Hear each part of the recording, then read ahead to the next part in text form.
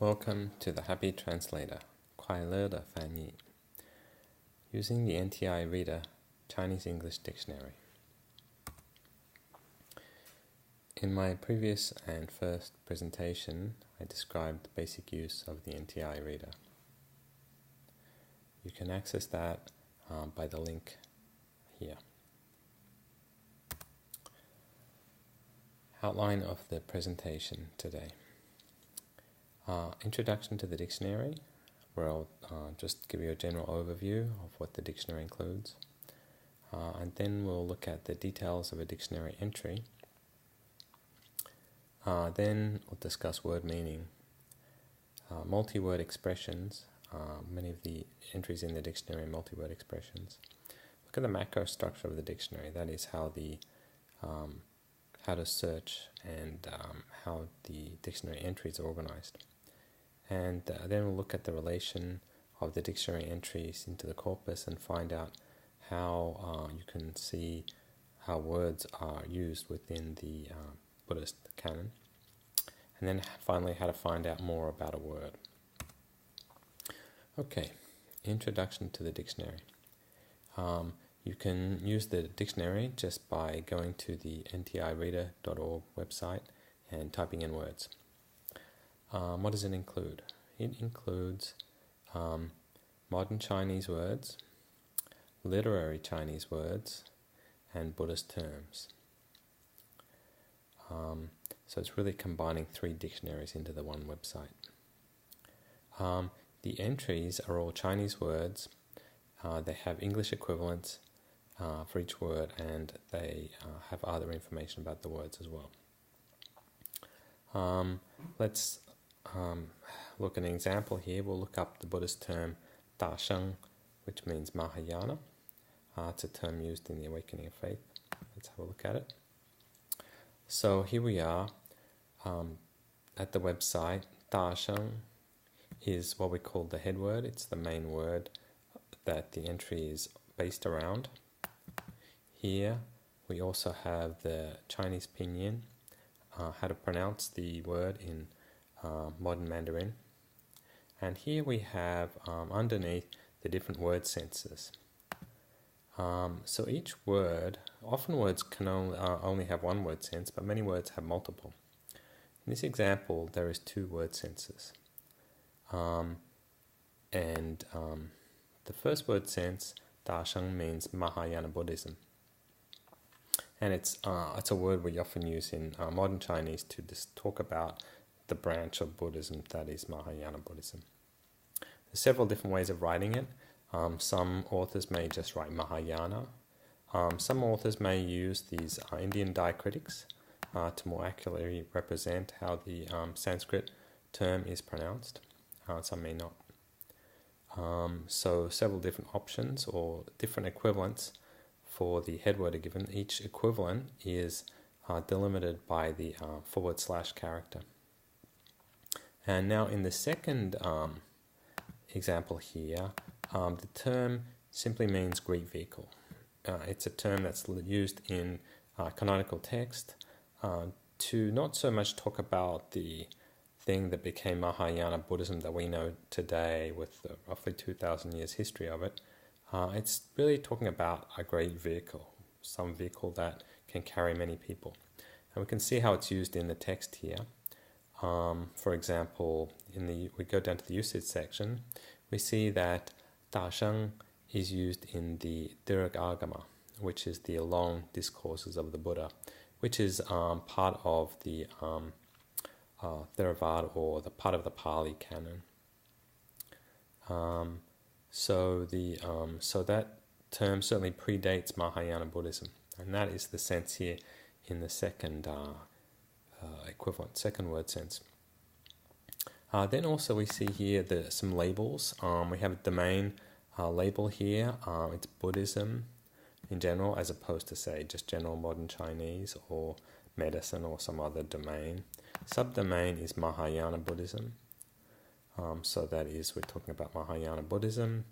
And here we have some other notes where it talks about, it indicates some different points about the word. for example, what the Sanskrit equivalent is, the Japanese equivalent, and then some notes, a major branch of Buddhism, practiced today in East Asia and Tibet. And then here in the brackets here we have the sources, Boswell and Lopez, Fa Xiang, and Foguang Dictionary of Buddhism there. And a little later I'll talk about how to find those references from those that set of abbreviations. And then here we have the second term. It's domain. Domain is Buddhism again, but it doesn't have the same subdomain because it may occur in the Agamas. And then talks about how it translates the Sanskrit compound more like Agrayana or Mahayana, but Agrayana may be also used, meaning like a great vehicle, like a big chariot.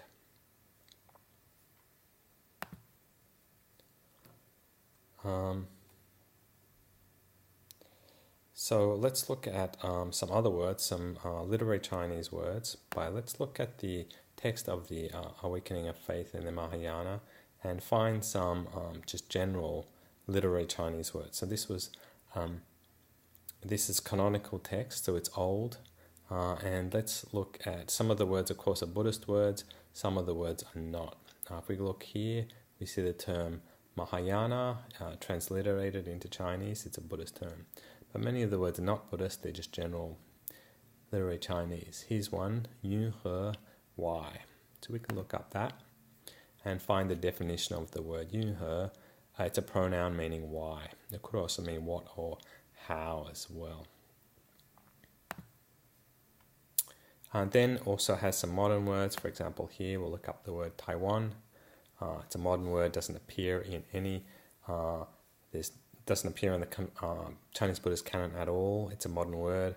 It shouldn't appear in the canon. It appears in the footnotes, but that's excluded. Okay. Then we talked about the parts of the dictionary entry. We have the head word, Chinese pinyin, English equivalents, part of speech, the grammar, the labels, and some notes. Okay, so word meaning. So then in the example with Da Sheng, we saw that it had two word meanings. And it could be with two word meanings, it may be relatively easy to figure out which one is the intended one from the context. That is, which text you find the word in. If it's an Agama, then we can assume it doesn't mean Mahayana Buddhism.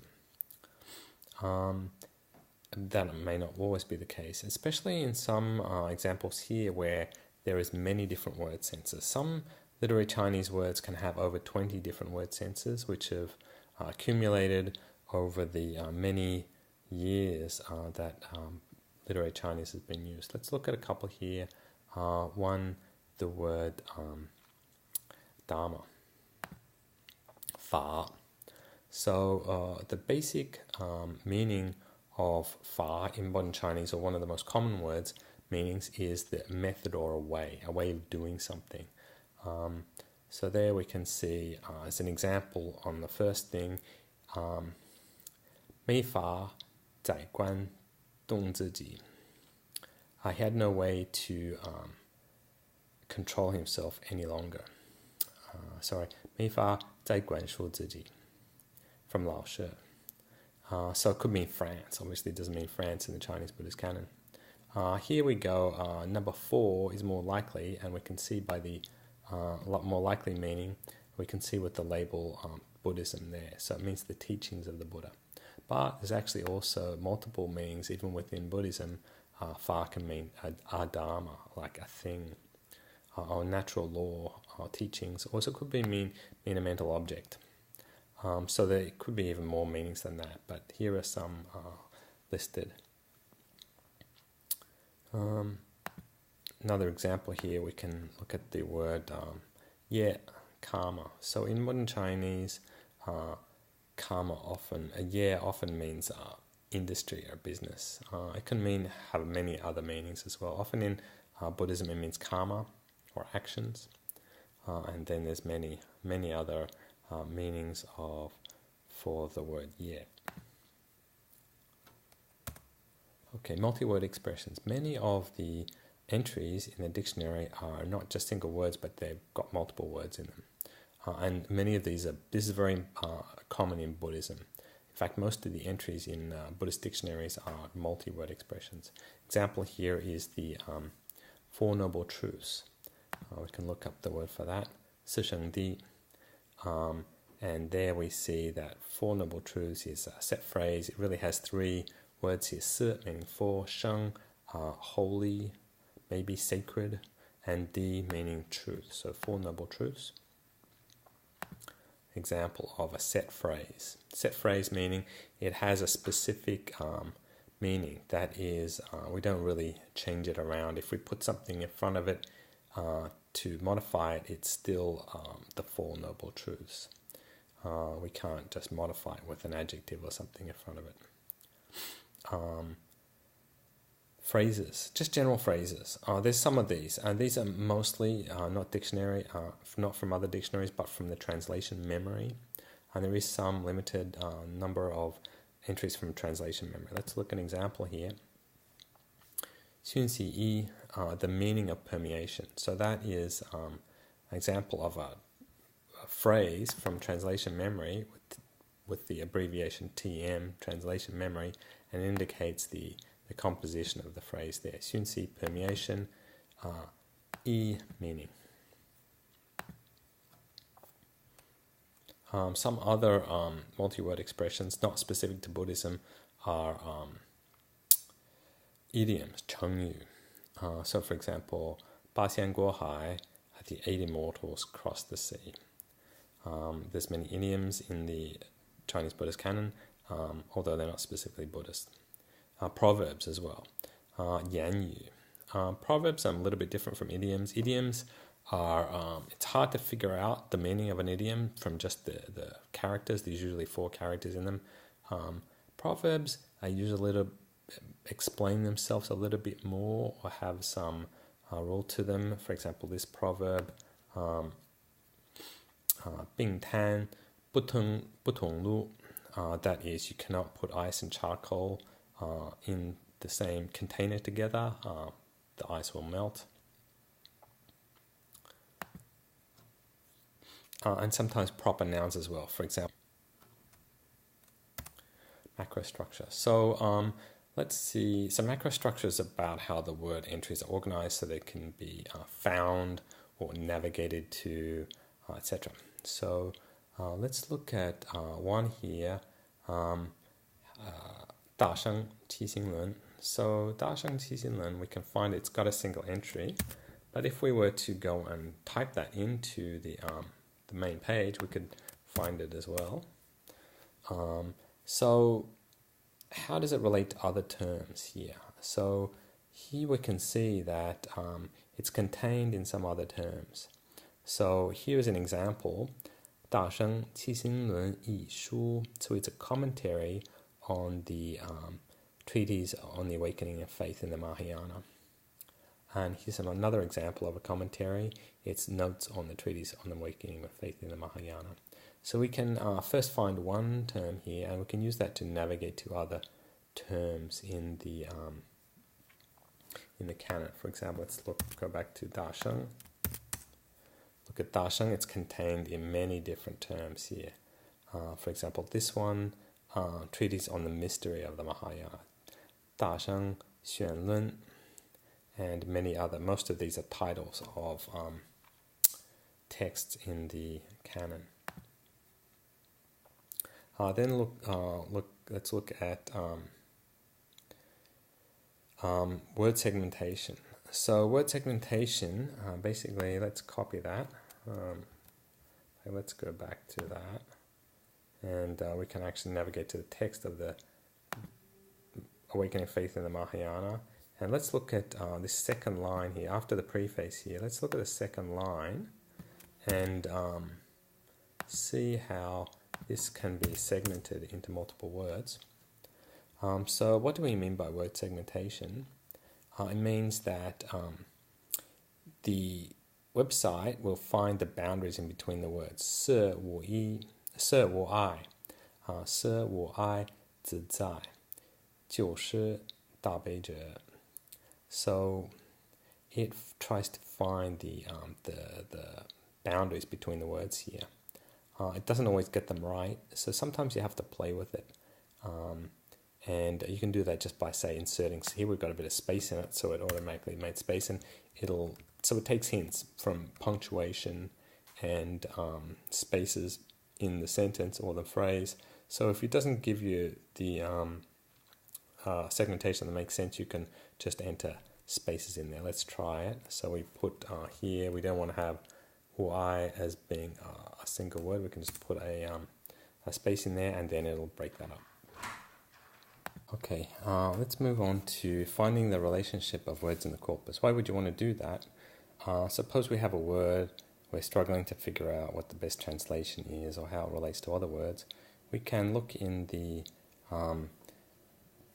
below the entry. There will be description of how the word is used in the corpus. What is a corpus? The corpus is the Chinese Buddhist canon in general. The corpus is just a collection of texts where we analyze the word usage within this collection. Let's look at this example here. 大悲者, compassionate one, often maybe used to refer to the Buddha or Guan Yin. So here we see below the entry what text the word is most frequently used in. So we see here the word is mentioned in this text here 9 times, and in other texts lesser times. Also we see the relationship between the Dabeja and what the compassionate one does. So we can have a look here, Ju Dabeja, including maybe the compassionate one. The second collocation might be, what is a collocation? Collocation is 2 words that occur together a bit more frequently or more frequently than we would expect just by chance. So the Dabeja cultivates, Xiu also is successful or has success. And here we can see more examples of usage here. So some of these examples.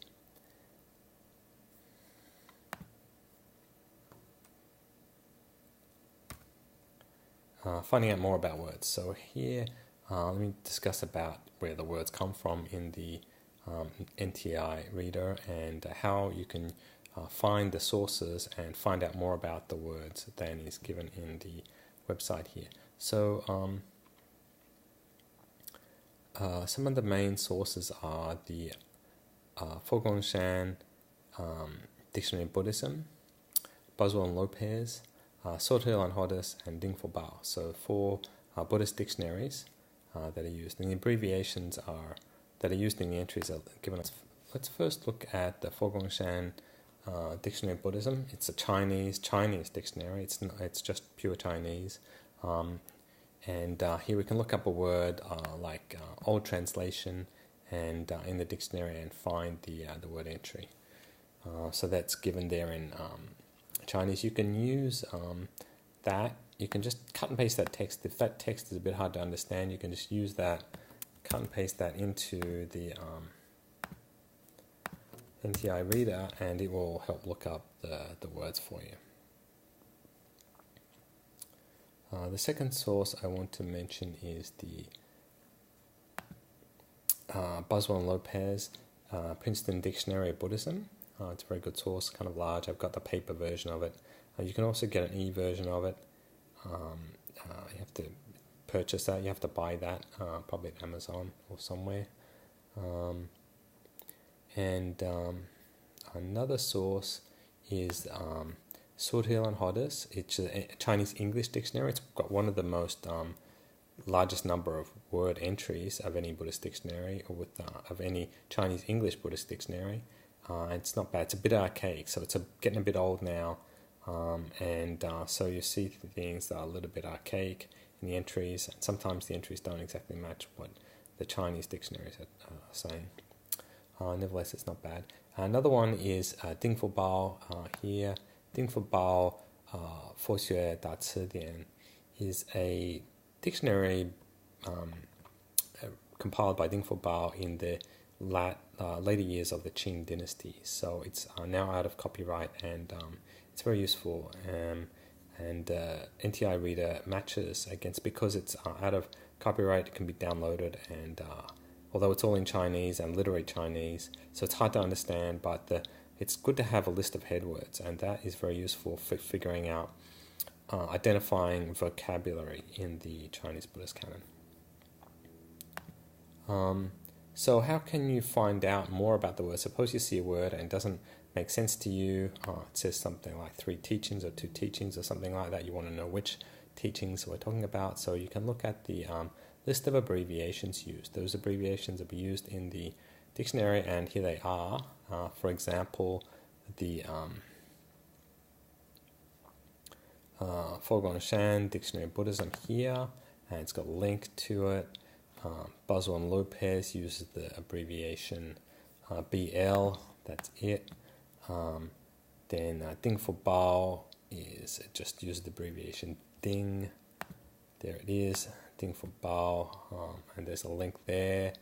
There is also Suha and Hodes has the link SH, and there is the reference of it. And there's more. There's more abbreviations, but those are the most common ones. Also, there's a list of references here, and you can look at these. There's quite a few references used, some of them less frequently, so they don't merit giving an abbreviation, but the full list is given here. Some references are just the ones given here on the NTI Reader are Buddhist-specific references. There are some references that are just general Chinese references. Those ones are listed here on the Chinese Notes site. So there they are.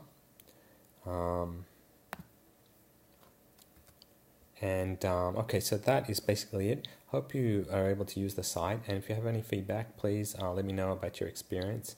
And if you find any problems, or if you'd like any words added, then there are some forms there on the website, just on the main page here.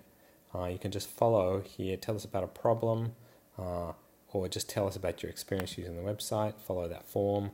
I'd love to hear from you. Just fill it in and submit it when you're done. Thank you very much.